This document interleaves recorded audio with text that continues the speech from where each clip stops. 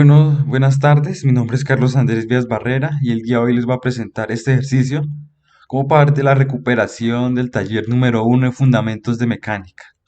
Un empleado postal conduce su camión por la ruta de la figura 1.33, que es esta figura.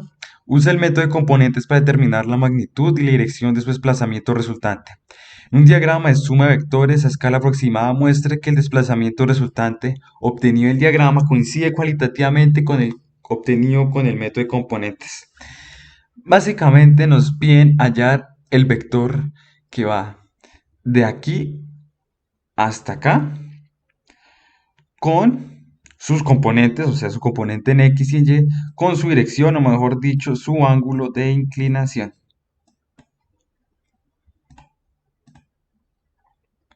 Ahora vamos a hacerlo de manera numérica o por método de componentes. Primero que tenemos que hacer es descomponer los vectores. Los primeros dos son fáciles, ya que como tal son exclusivamente horizontales, como es el caso del segundo desplazamiento, o verticales, como es el caso del primer desplazamiento. Solo tiene una componente, la otra es en cero, y eso se puede comprobar haciéndolo aquí.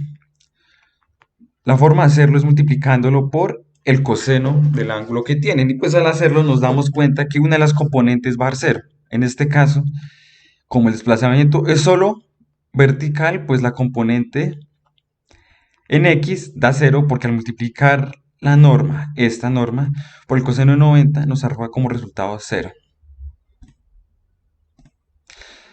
Luego, con el tercer desplazamiento, como si hay una inclinación como tal, entonces tenemos que multiplicar la norma por el coseno y el seno del 45, lo cual nos da que sí tenemos ambas componentes.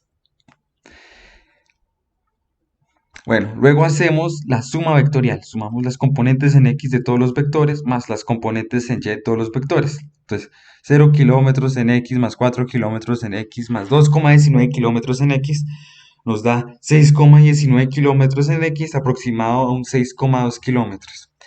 Lo mismo en la componente Y, 2,6 kilómetros más 0 kilómetros más 2,19 kilómetros nos da 4,79 kilómetros, aproximadamente 4,8 kilómetros. Luego, tenemos que hallar su norma o magnitud, que es la que nos pide. Entonces lo hacemos multiplicando, perdón, elevando al cuadrado cada una de las componentes, sumándolas y sacándole las raíces a suma. Y pues aquí lo hacemos 6,19 kilómetros al cuadrado más 4,79 kilómetros, todo eso al cuadrado, nos da como resultado que el desplazamiento total fue 7,83 kilómetros. Luego hallamos la dirección, o en este caso el ángulo, que es hallando la tangente a la menos 1 o arco tangente, dividiendo la componente en Y, perdón, la componente en Y, sobre la componente en X. Y eso nos da como resultado una inclinación de 37,73 grados.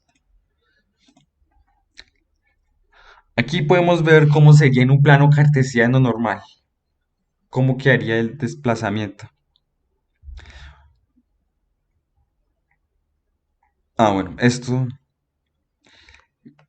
de la primera. Estos son perdón, aquí me equivoqué. Estos son los tres desplazamientos que se hicieron. Los tres vectores que podemos apreciar al principio son estos. O sea, independiente, con todos en centro en cero.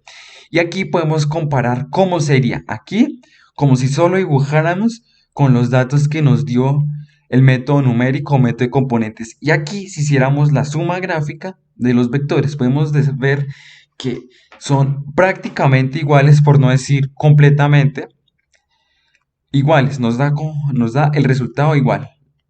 La resultante nos da igual, ya sea por suma gráfica o método de componentes. Eso es todo, muchas gracias.